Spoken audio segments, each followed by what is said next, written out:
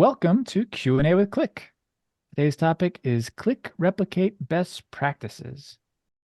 My name's Troy Rainey. I help put together videos and webinars like this one. And let me introduce our expert panel we have for you today. Go around the room, and Bill, why don't you introduce yourself? Hi, good afternoon, good morning, folks. This is Bill Steinagel. I work in the QCDI product suite, and I've been with Qlik for 5 years. Great. Steve.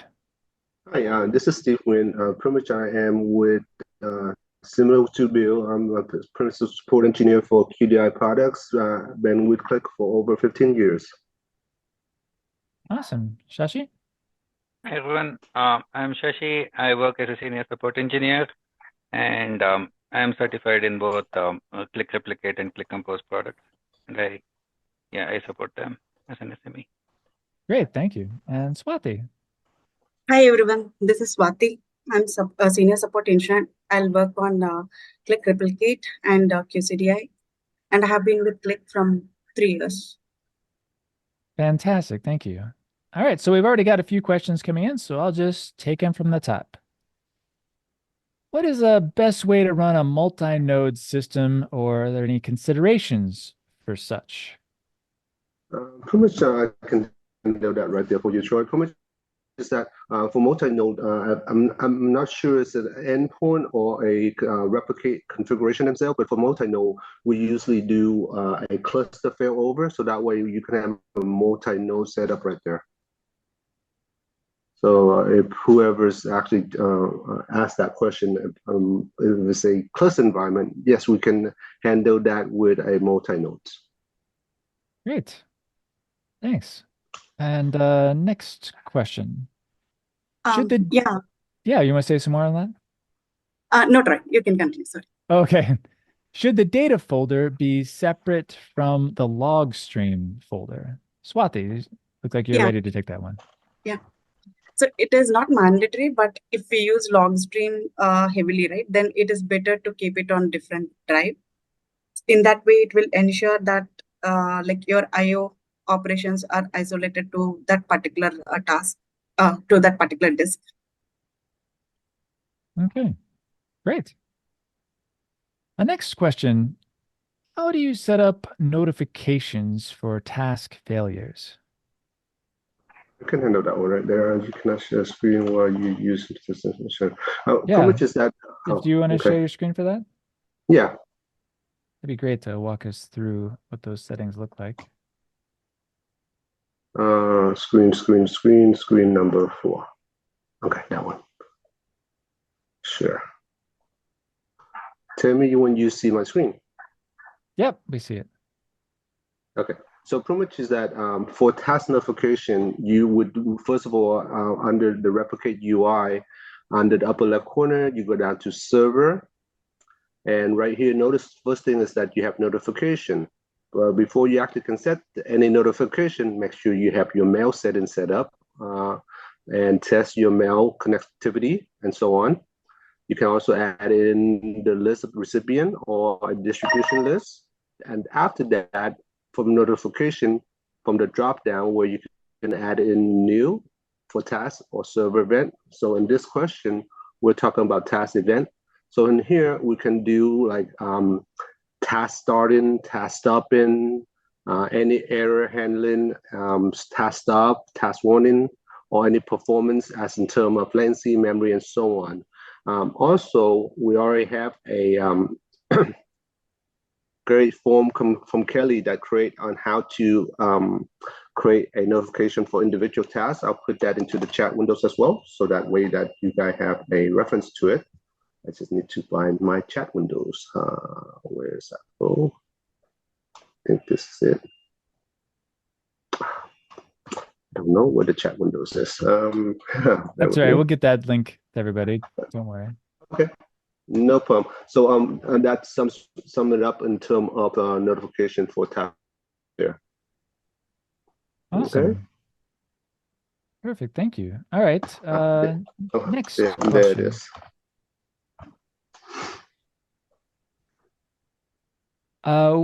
Which files should be archived backed up prior to upgrading? Okay, I'll take this one. So for the upgrade, the best practice is first you have to ensure that all the tasks are stopped, and also we can stop the replicate services. Once everything is done, all the tasks stop, replicate is stopped, then we take the backup of the data folder. So data folder is the brain behind replicate that has everything, all the DLLs and everything, and that is not backward compatible, and that's the main reason we take that. In case we want to revert, if something goes wrong in the upgrade, if we want to revert to the previous version, then we need the data folder. That's the only thing that we back up. Great. I just want to highlight, we had a recent session from Alan all about upgrading Qlik Replicate Best Practices, and he goes through and demonstrates that. So I'll put the link to that as well. Thank you. Okay, next question. Any special considerations for setting up Replicate with SAP as a source? Yeah, excuse me, I'll take this one.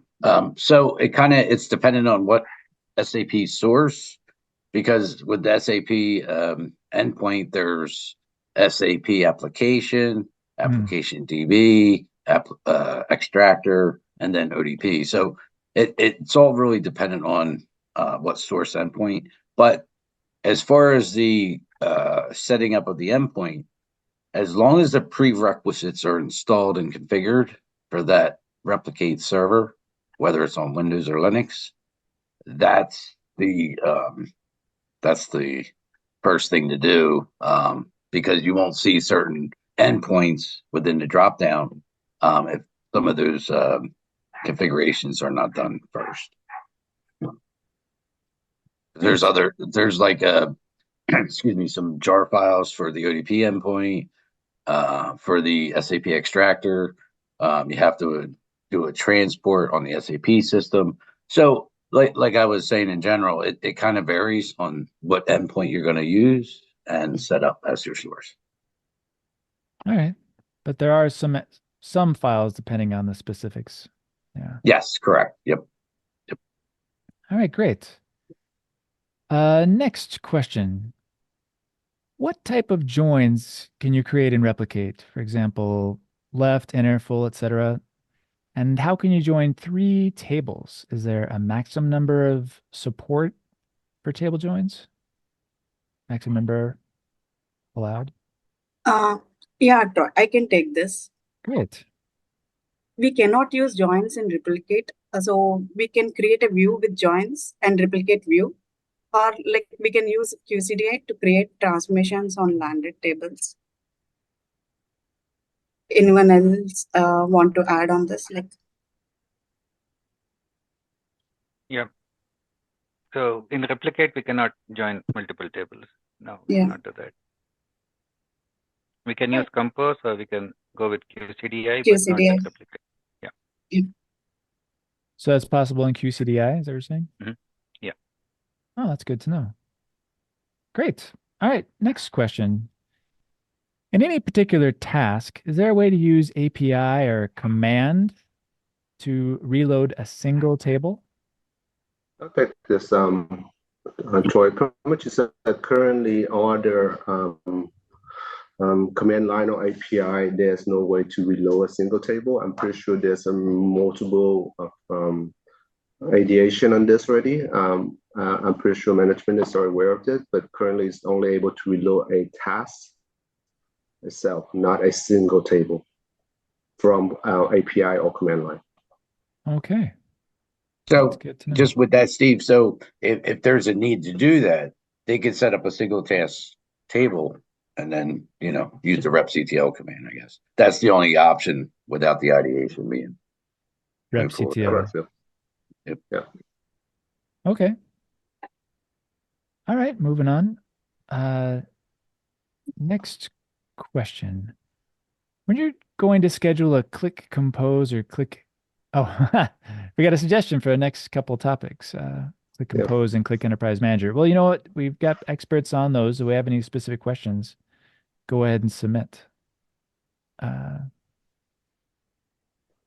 Are there any extant Qlik extensions available that allow users to draw and save annotations on a Qlik map layer, like playing SimCity, for instance, drawing and saving boundaries and airfields? I think I we're don't think that's. I think that's not a more on the analytics replicate. side. Yeah. Yeah. Yeah. Yep. Yeah, there could be some external extensions that allow that, but that's not our expertise at the moment, so we'll just move on. Does Qlik provide any data validation for the data being loaded via Qlik Replicate? Yeah, Um, I can take That's this. what. Go ahead, So Swati. there is no validation tool available with Qlik Replicate. If they want, like they have to write a script or use third-party validation tool. Okay.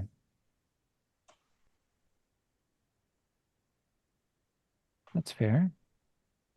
Next question. Is there a suggested amount of data that a Qlik Replicate instance can handle, or perhaps a max? I think you skip a question, Troy, but Yeah. we can handle that Yeah. later. The recommended HADR strategy for Qlik Replicate.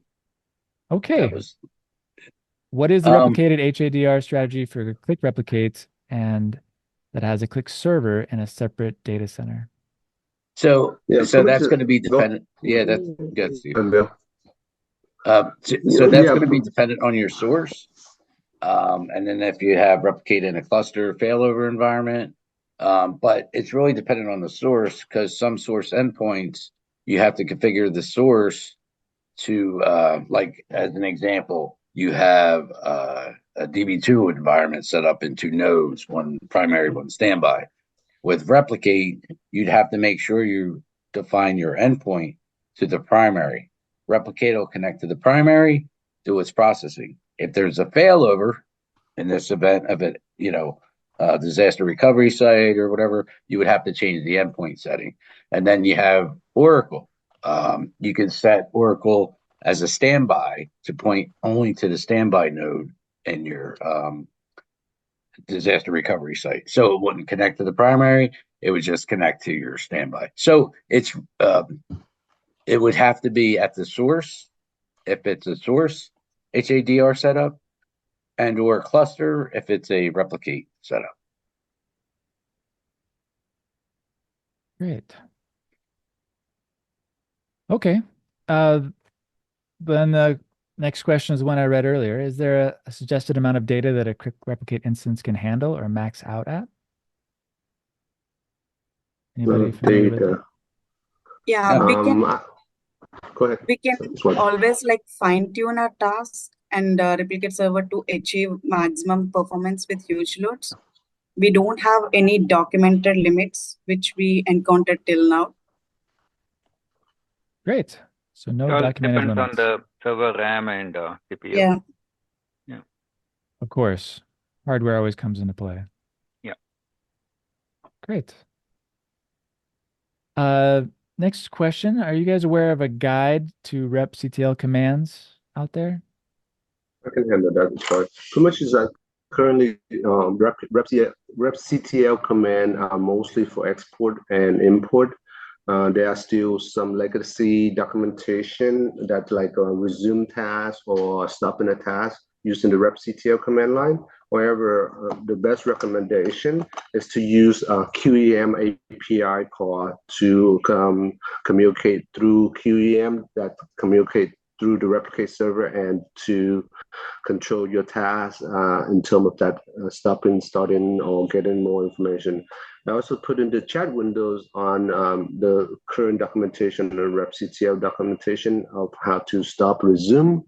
Some of the feature you might run and it's not available because we are ending the RepCTL command line directly from replicate itself. So and we lean toward more development on the enterprise manager API. Great. Hope Thanks. that helped. I'll be sure to include those links with the recording that I'll post of this soon. Okay, next question. Is there a tool to check data quality?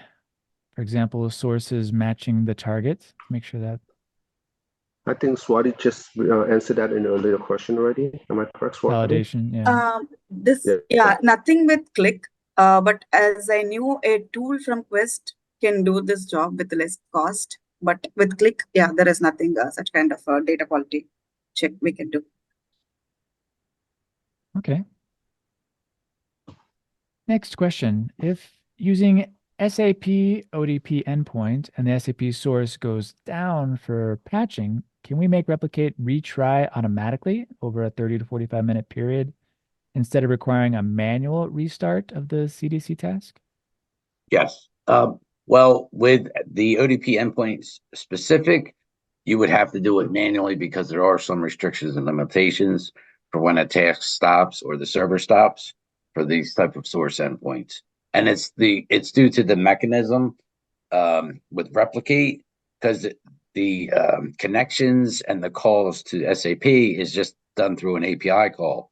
Whereas some of the other native ODBC endpoints, there's a lot more control, the stream position. You can set the retry, restart parameter within the task to retry after 30 minutes. So with the ODP endpoint, there's certain limitations and restrictions that you would have to, it would be a manual intervention where you would just stop your replicate task, do your maintenance, and then resume the task. Okay. Thanks. Next question. There's a couple that have come in through the chat, so I'm going to try and address those. First, Swati, what was the name of that third-party tool you mentioned regarding data validation and quality? Quest. QUEST. QUEST, great. QUEST, yeah. And next question about change process tuning. I'd like to change the batch tuning settings on the weekend to have target updated less frequently, and during the week have it update more frequently. I have several tasks I'd like to apply this to. Is there a way to do this programmatically or via command line?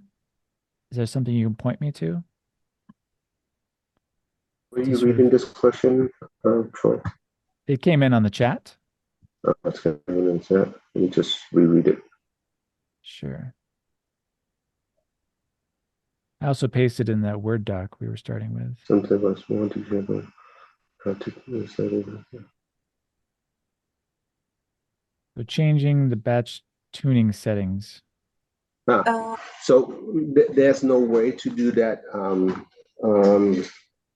grammatically or in accent. In my thinking is that one is that you have to use first of all, you have to, of course, when the batch tuning, you actually have to stop the task already. So in that essence, you can use API to stop the task. Now, then go in there and change their batch tuning parameter.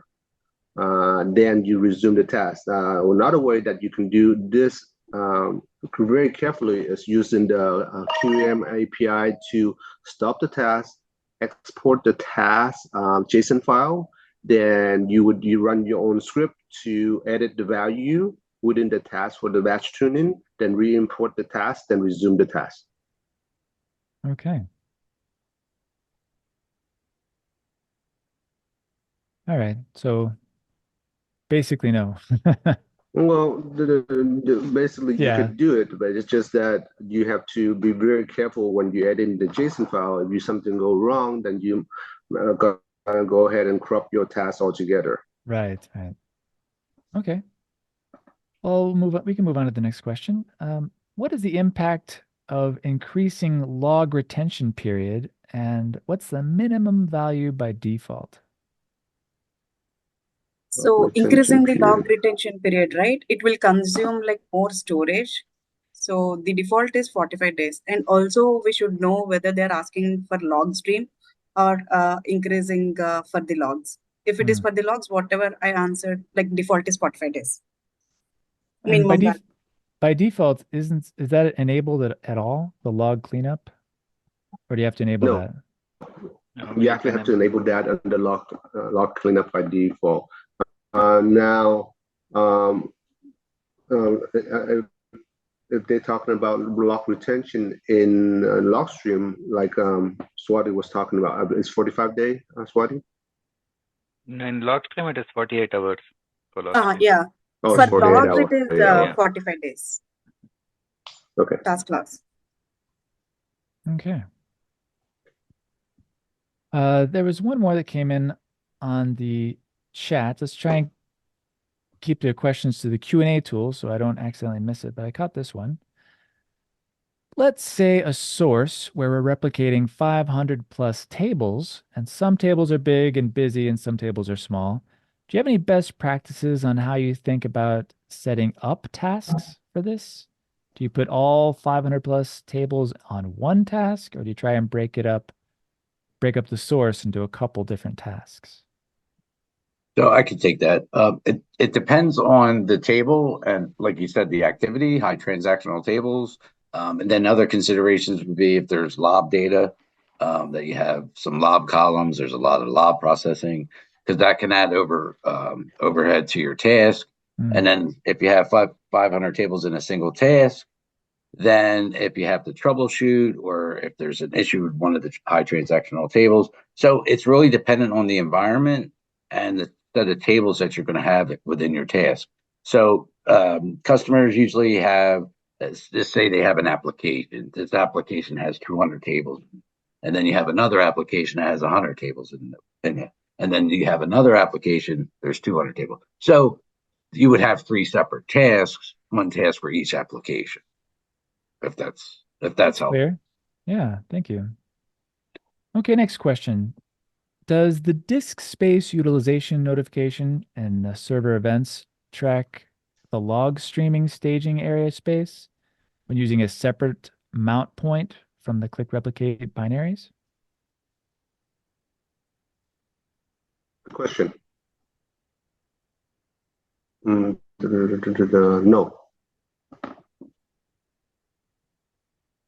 That would be a feature request. Okay. And by feature request, we're talking about Ideation. Yeah, the Qlik ideation page. I had that preloaded up here just because I knew it would come up. So this is on Qlik Community. It's a space where you can suggest recommendations for product management to feature requests and things like that. And you can upvote to ones that have already been submitted. And this is something that our product management team definitely considers when it comes time to make improvements on the product. So I recommend you check it out. Our next question. The new pivot table doesn't seem to display in PDF. Okay, questions regarding pivot table. I don't know if you guys are aware, but that's a new feature in Qlik Cloud. The new pivot table doesn't seem to display in the PDF attached to a subscription to a sheet. Can I remove the link to the PDF entirely? That's a good question. That? I'm not sure. I'm familiar with how you can create subscriptions to objects and tables, but I'm not, unfortunately, familiar with that feature that well. But I recommend going to the community and the forums under analytics and app development. I know that a lot of the community out there, including product management and Qlik support experts, they keep an eye on this. So you can submit that question there and hopefully you'll get a quick reply. All right, next question. Is there a preferred method for creating tasks from multiple tables, especially for CDC? Is it better to have a table per task, or would it be better to have all the tables within one task? Yeah, I can take this question. So it's better to have all similar tables in one task, like example, all non-LOP tables in one task and all non-PK tables in one task and PK tables in one task. In that way, like we won't be having issues for the PK tables related to performance or latency related issues. So it's always better to have similar tables in one task. Thanks, that's great. And the next question was, can we elaborate on what QCDI is? That's Qlik Cloud Data Integration. So it's the cloud product for data integration. Troy, Should do we have a link for that? Qlik.com. That's where you log in. Okay. Yeah. All right. Next question. What is the best starting point and learning path for someone new to Qlik Replicate? Which documents should be read first and what should be the learning roadmap? That is a great question. There's a page called learning.qlik.com, which is where we have all of our learning paths. And in here, there are learning plans for data architect, webinars. You can search for things here. I recommend, yeah, go ahead. I didn't mean to cut you off, Troy. Yeah, and just a side note for the best learning and understanding, I would just look at the community and look at the release note, or not the release notes, the user guide for the product. There's a lot of good detailed information at the source, target, how CDC works, how full load works. It would be a good starting point to look at the user guide for that specific version of Replicate as well. Yeah, and by user guide, we're talking about the help.qlik.com. You could go over here, select replicate, even select your specific version on the left, and there's a lot of information here. Introduction, installing, security considerations. You can also search this. So this is a great resource. All right, next question. Is it possible to create reports based on Qlik tasks and tables? Through Enterprise Manager, you can get some reporting for different tasks and information. That would be mostly from Enterprise Manager. Analytics, yeah. Using QM analytics, like we can create reports on task basis, but not on table level. Great. Great, but that is nice to know. I wasn't aware of that. All right, next question. Are there any Qlik Replicate expression buildings with SQL Light webinars? Oh, I'm not aware of any resources for expression building. Do you guys know of anything that's out there? No, and that's more so that's a component within Replicate with the transformations, expression builder. So within that context, when you're in Replicate, you use the expression builder that uses the SQL Light syntax. Okay. So depending on the syntax that SQL Light uses, that's what Replicate supports. Well, that's good to know.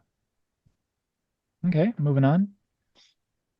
Is there a way to do CDC for an entire source schema? For example, bring in all new tables that are generated automatically.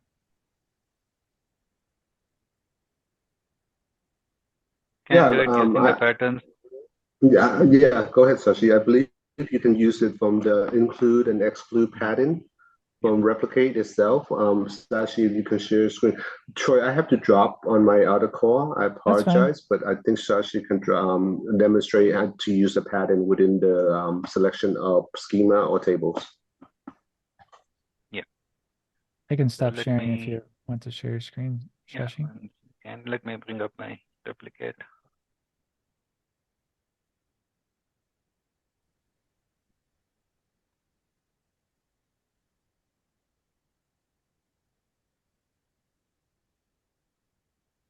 I'll chat in a couple of minutes. I'm having some issues. Yeah, we'll get back to this question. Sure. A question came in regarding AWS RDS Oracle, so in the chat. We use AWS RDS Oracle instance as our source. We're getting latency of about 5 minutes due to issues with RDS caching issues. I was told by support there is no workaround to this latency issue. Since this is supported product by Qlik, when are you going to fix caching issue with Oracle RDS instance? Okay, so it's very specific. Yeah. But back to that point about caching, that's at the database level more so than replicate level. So it would be hard for replicate to handle that type of caching if it's at the database level. That's probably something within Oracle and the RDS type of database that caches with Oracle. We would, if there's a specific issue, please share it with us. And then we could always offer, our professional services team to be engaged as well. But yeah, if you need more on that, I would share a case to better understand the issue. Sure. It sounds like they may already have been in contact. Yeah, with Troy, someone. I'm ready for that other question. So maybe. Okay, yeah, go ahead and share your screen whenever you're ready. Yeah. So, yeah, let me know once you can see my screen. Yep. Yes. Okay. Okay, so tell us what you're doing here. Yeah, I don't know why I cannot bring that one up, other one. Okay. So when we select the table, right? So let me know, you're seeing my screen, right? You're seeing my Yes. replicate screen. Okay. Selecting tables, DBO, yeah. Yeah, so you would select the schema you want to select. So I have multiple schemas, right? So you choose whatever the schema you want the data from and have that percentage as a wildcard and include. Okay. So anything with DPO schema will be added automatically. All right, so that'll pull in all the tables from that schema. Tables within the DPO. If it is only full load task, then it will get all the views as well. Great. If it is CDC, then only the table. Yep. So the percentage sign is the wildcard. Right. That's right. Good to know. Thank you very much for showing that. Yeah, no problem. Okay, next question. We have a use case with a large SAP table that does not support delta loading, but does have a date field where data from previous years is fairly static. Is there a straightforward way to have Replicate filter the source table data date field by the current year when loading the data and append the current year to the target table name so we can minimize the amount of data we have to load on daily reloads?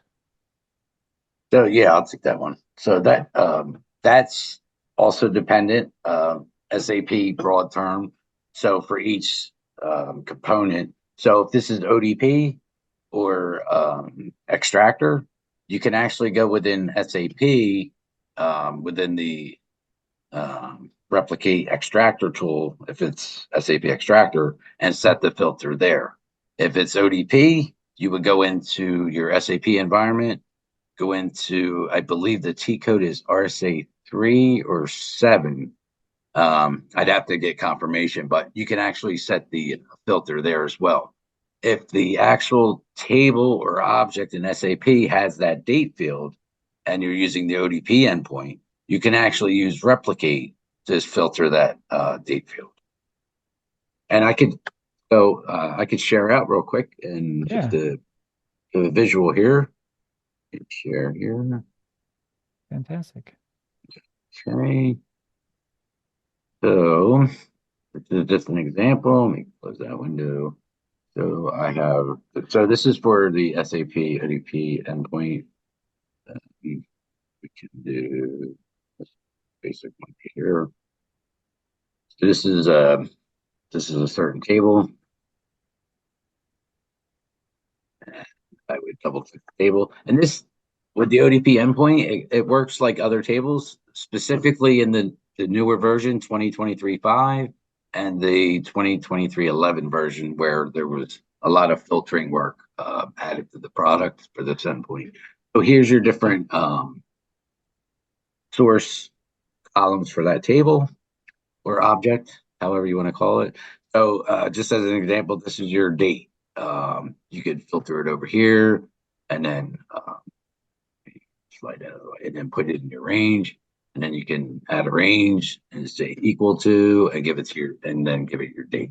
So as long as that field is defined in the object, the API call from replicate should pass that filter condition to the ODP server and pull the data.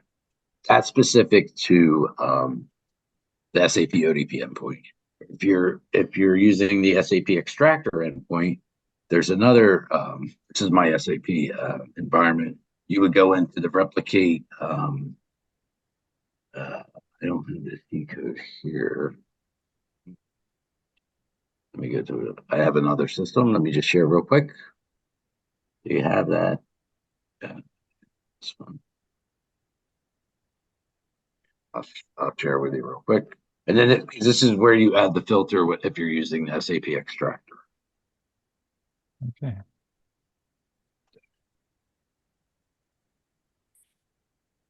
Okay. No, it's not here. Okay, 1 second. So this goes back to using the help link that we shared.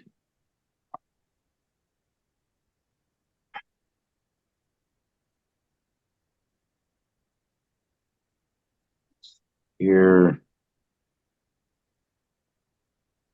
factor.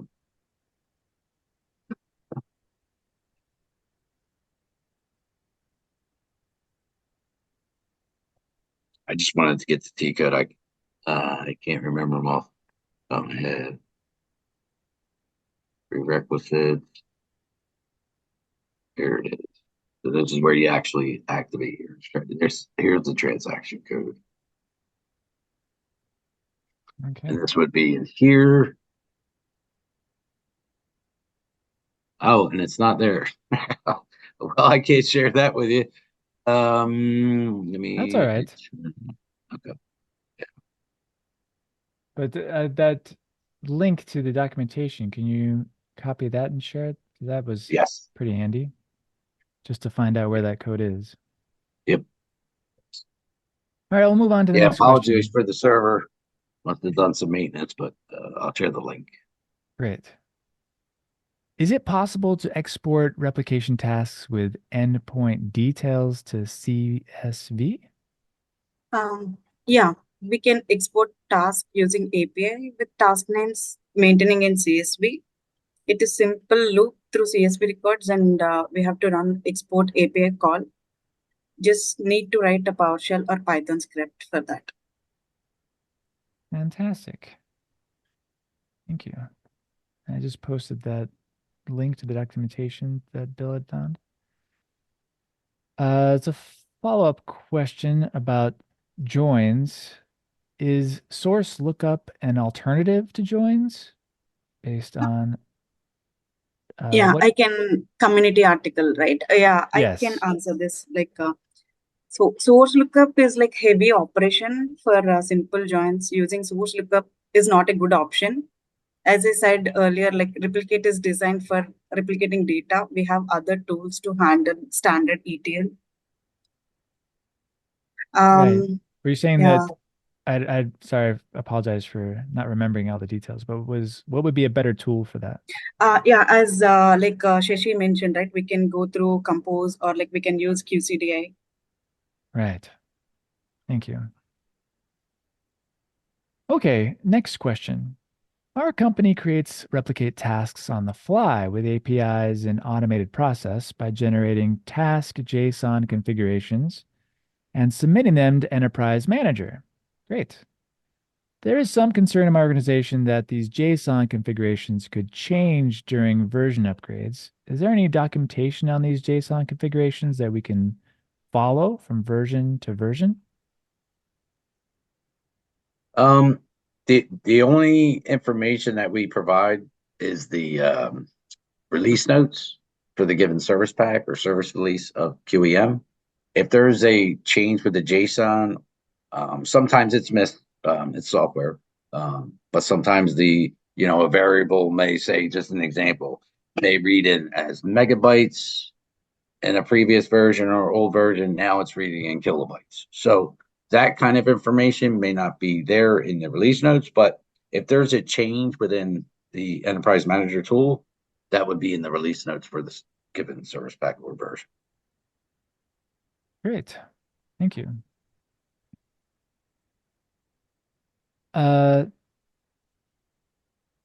Next question. In the states option, we have running, stopped, recovering, and error.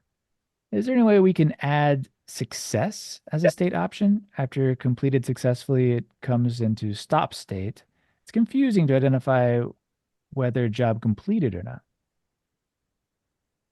Would that be a feature request? I'm not sure I understand the question fully. So if you have a task that stops normally, that would, is that the Maybe the full question? load only task. During full load, they are asking, I think. Yeah. That should be a feature request. Yeah. Because that does sound like a good idea to be able to see in reports. So yeah, that would be back to ideation. And I'll definitely share the link to that. But we can move on to the next question. Replicate is supported on Windows and Linux. Is there a preferred platform? So depending on your environments, your data center where you're going to have your replicate installed, it's really dependent on your company's infrastructure, what the requirements are. We run on Windows and Linux. It just depends on your environment setup. Obviously, Windows, easier. You have the ODBC configurations to consider, whereas Linux, you have the different paths. You have to update the ODBC manager. You have your ODBC.ini file. So it's just dependent on your organization or your company. Yeah. I totally concur. Okay, next question. Any QREP certification study guide? The Qlik Replicate certification study guide? That's a good question because a lot of our team have taken that certification exam. Yep. Any tips for the people out there working on that? We have to go through the user guide. All right. Like mostly towards the installation. Experience. Yeah. No, we don't have a specific study guide, but day to day, whenever we work, based on your experience and go through some of the certification also has questions specific to some of the endpoints, so that you can get in the user guide. Great. Like some of the limitations and prerequisites. And also, I would recommend learning.qlik.com, especially if you're getting started with it. Right. There are a lot of endpoint specific courses here as well. Yeah, actually in replicate certification, they are asking about the enterprise manager as well. So they should have hands-on experience. And as Shashi mentioned, right, prerequisites, limitations, permissions, what kind of role should have. So yeah, everything. It's not easy. Yeah. All right, next question. If the source tables does not have PKs, primary keys, but the target is Kafka S3, does not having primary keys have any negative effects on the performance or the output? No, Kafka target, we only do like transactional apply. So still we have to follow the source requirements. Okay. Great. Next question. What's the maximum number of tables you can put in a task? Is there a limit? We cannot state like we can have 100 tables or like 200 tables. It all depends on the size of the tables we are trying to load in a task and what is the RAM, disk, and CPU available, right? In that replicate server, everything. I think they should test, and based on that, they have to consider, okay, these many tables in a task will work for their environment. Like Shashi or Bill, you can add if you guys want to. Yeah, because that's also going to decide the row length of the actual table, like Swati was indicating. So the amount of rows and the actual row length. The row length comes with the amount of columns you have in the table and the size of those specific columns. Because you might run into an issue where there's too many columns within a certain table. That's going to cause an error with the task. Sure. Okay. That's a question why we cannot replicate functions. Do you guys know what that's? Yeah, because we do only support data related object tables and views. And That because Yeah, a makes of lot of sense. and a lot of that information is not captured within the transaction logs within a given source endpoint. So it would be another good ideation for the product at a future version. Okay, great.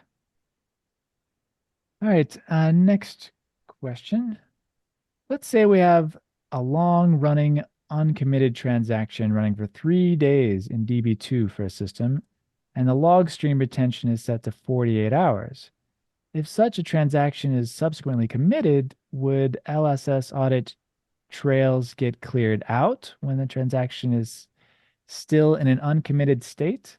How does Qlik Replicate handle long-running uncommitted transactions when using logstream?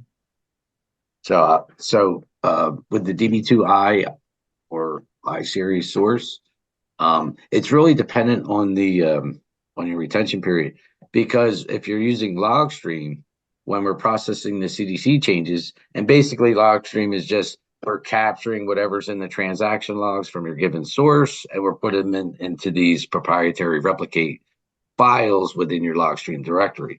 So if they're uncommitted transactions, they're not going to be committed to logstream. So you could actually miss that event if your retention period is set too low. So this goes back to the whole design and setup of your task, the environment, knowing the application, know your commit rates. There's a whole setup and design of your tasks before you can decide what your retention periods are for logstream, because there is a potential to, in this specific example, to miss some of the transactions to your target. Thank you. Sure. Next question is pretty basic. What's the pricing on this product? I would say you need to reach out to our sales or your account manager. You can find somebody if you don't have one on qlik.com, but they would be able to better answer that question. We deal more with the technical side. And the question after that is there a link available for the recording of this session? And yes, that will be available on Qlik Community under Techspert Events. If you just switch to past events, it's the second little tab there. You can find the recordings of all previous Q&A with Qlik sessions, and it'll also be available on the Qlik Support YouTube channel. You just go to YouTube and search for Qlik Support. You'll see that, and I'll be posting that later this week. As soon as I can get all the links and files, everything set together, I'll be pushing that out. So you should be able to find it. And if you registered for this event, you will get an email with a link directly to it. So that will be available hopefully by Friday. Next question. Coming back to the question about JSON configurations for replicate tasks, are those JSON settings documented anywhere? I've been unable to find any documentation. I only get examples from creating a job manually and exporting it. I put in the chat from the user guide some information that might be helpful. I'll share that in the chat. Yeah, it was this link here. No, that was for the SAP, and right, this sorry. one right here. Oh, here's my chat. Oh, here it is.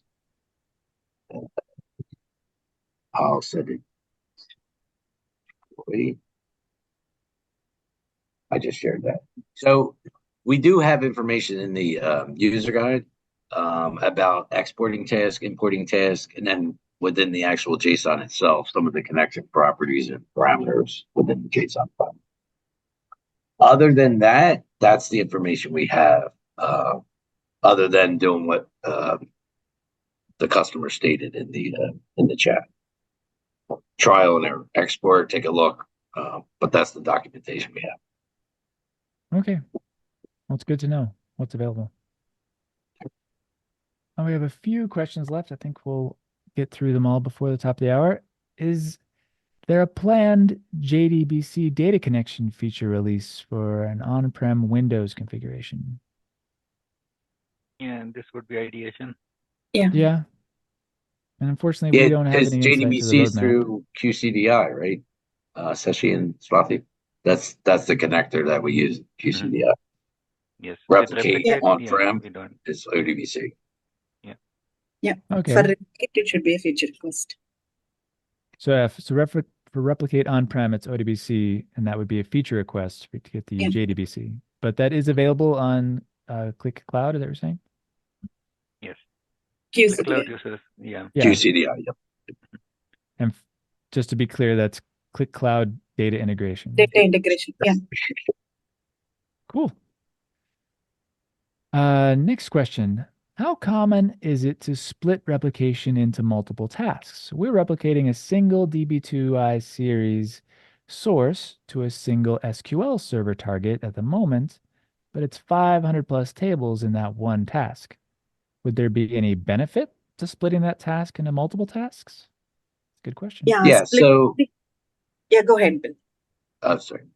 So yeah, that, like we talked earlier, depends on the tables, the application servicing that task. And then you also got to look at the SQL Server on your target, because you have, obviously the target, that's where it's consuming the data. And then the other option is with direct source endpoints, you're going to have 4 to 6 threads active on iSeries for that given task. So just as an example, you have 5 tasks set up, reading from one source. The DB2I, the DBA, or the systems folks, they'll see 50 connections or 50 threads. So then you might consider log stream, and then separate your single task for the same SQL server. So it's really part of the setup and design of the task when you initially set it up. But there is no restriction. You could have 500 tables in a single task. Great. I'm just posting a QR code to a survey about today's session. We love getting your feedback, and we've got 2 more questions at the moment. Next one. We have Qlik replication task, which is using SQL view. Is the performance dependent on the query performance of the joins used in the source endpoint? Yeah. So replicate also will run that view on database. Once it get the result set, then it will start transferring this data. So there will be a performance dependent. Okay. Thank you for that. Potentially the last question. If you have any questions you haven't submitted yet, this is your last chance. We see Qlik Replicate running in Windows 2022, trying to negotiate TLS 1.3 and allow DB target thousands of times and failing. Subsequently, we see it communicate over TLS 1.2 and succeed. Allow DB supports both TLS 1.3 and TLS 1.2, but prefer TLS 1.3. Is there a way to configure Qlik to connect using TLS 1.3? And Troy, I shared a link with you on a article post submitted. Oh, It's related to TLS 1.0, 1.2, and then it goes on about other information. It's really dependent on the operating system Replicate's running on, because Replicate supports both 1.2 and 1.3, but it's the actual OS that's actually doing the low-level IO call to the given system. And you can set that at the Replicate server level. So within Linux, it's in the TLS config. There's a TLS config file. Mm-hmm. And then on Windows, there's a Windows registry that you could set within Windows to only use 1.3. All right. And Shashi just shared this. Yeah, it's the same thing what Bill said. It's all dependent on the replicate server. It's nice to see it documented. Thank you. Okay, last question for today. Is it possible to set up global rules defaults so that the generated fields are added to future tasks that have change tracking? Mm. Setting up defaults. Is that possible? It depends what, excuse me. So default for future tasks, Yeah. the global rule is set up at the task level.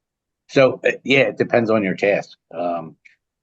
Or you can use the same global rule depending on what the global rule is set up. So you may have a global rule to prefix the table name, upper, lowercase, your columns. It's really dependent on what task and what global rule you're going to set up. Yeah, currently the global rule is only at the task level. So if you want it like available for all the tasks, then I think that would be a feature request. We can add it in the server settings. So we can set up that global rule. Currently we don't have it. Okay. Well, everybody, thank you so much. Thank you again to our very knowledgeable expert panel we had for this today. I really appreciate you guys going through, and thank you everybody for attending for these wonderful questions. We appreciate your engagement with us. Thank you all again, and hope you have a great rest of your day. Take care, folks. Thank you. Thank you, everyone. Thanks, everyone.